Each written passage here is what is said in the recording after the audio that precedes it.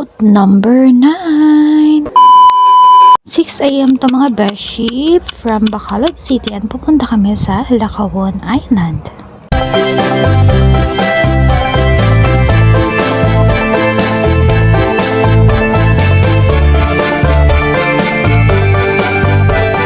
And pagdating namin dito sa Cadiz ay 7:30 a.m. na siya.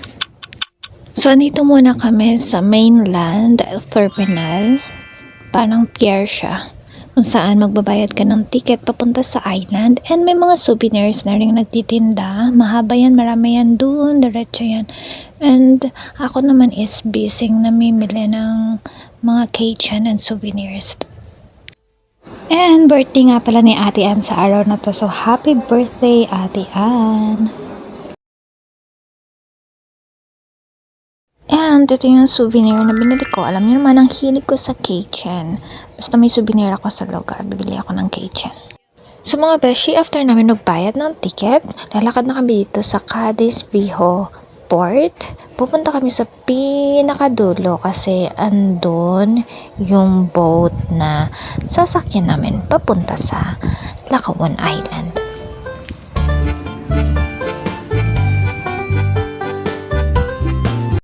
So, nakasakay na kami sa boat mga beshi and paalis na kami.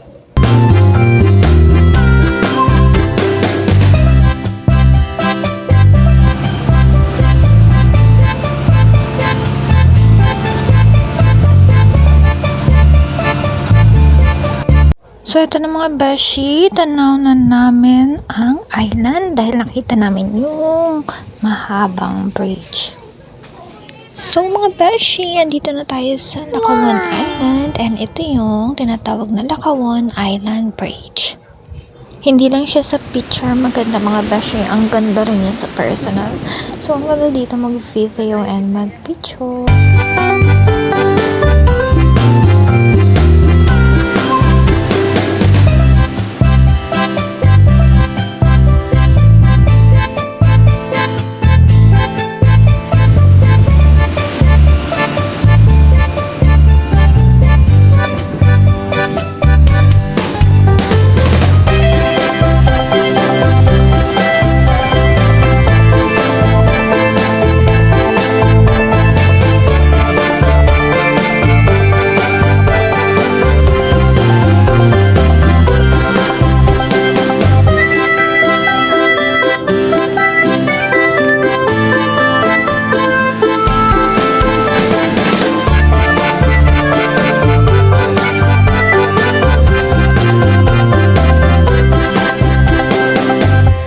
Mga beshi, after natin maglakad sa napakahabang Lackawan Island Bridge, eto na, ayan, dito na tayo sa mismong isla and maraming pasyalan dito and ayan, ang ganda ng tubig, white and blue and then white sand. Ito yung makukulay na beanbag sofa na nasa bungad at tabing dagat. Ito yung view sa may beachfront area.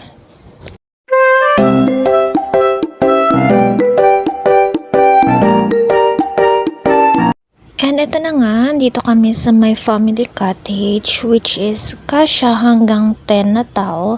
Gawa siya sa kubo na kawayan at nipa. Then nag-ihaw na rin kami ng aming uulamin or kakainin para sa lunch. So after namin kumain or nag-lunch mga beshi, pumunta kami dito sa Lackawan Signage para mag-picture. Gawa siya sa kahoy na pinagsama-sama at binuo at ginawang lakawon.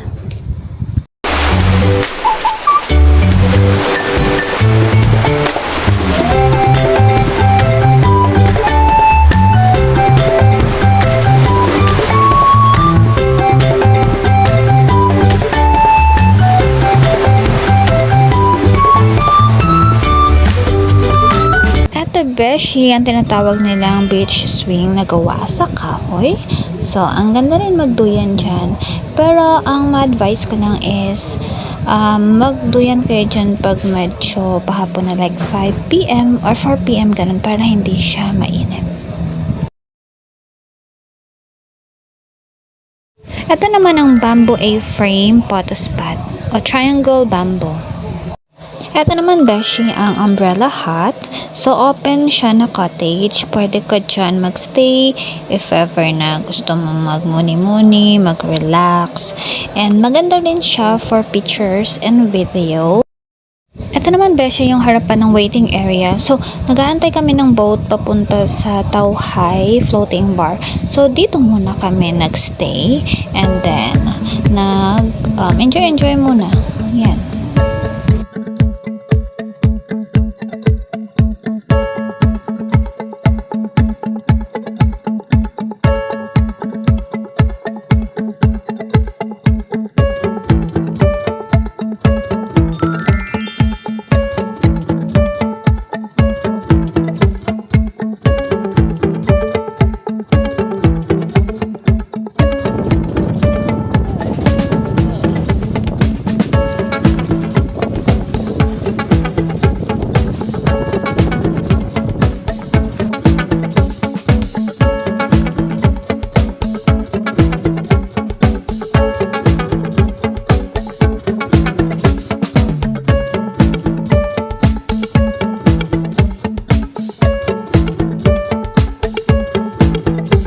Ito naman yung Hayahay Lounge, kaso parang nakasara sa araw na yan, sayang. Ang ganda sana dyan mag-upo-upo. Eto mga beshi, papunta na kami sa Tauhai Floating Bar.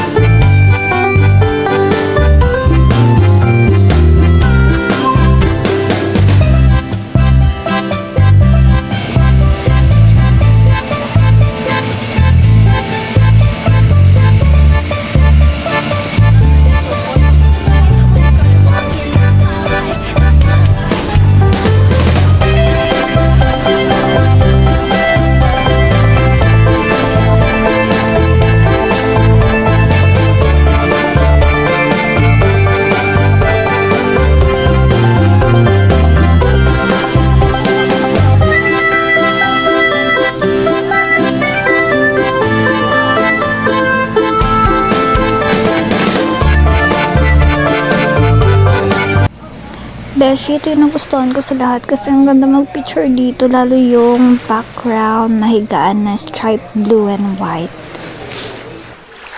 Ito naman Beshi yung sunset bar. Maaga pa kasi, kaso mas maganda daw pag talagang pa-sunset ka dyan tatambay. Then ang last Beshi ay sa campsite. Dito sa likod yan, pupunta kami dyan. Maganda rin ang view. Nadaanan namin itong premium suite. Ito na yung sa banda ng campsite na ang ganda ng view and then ang daming puno ng nyog and sobrang peaceful siya. At dito nagtatapos ang episode 9. Thank you Beshi for watching.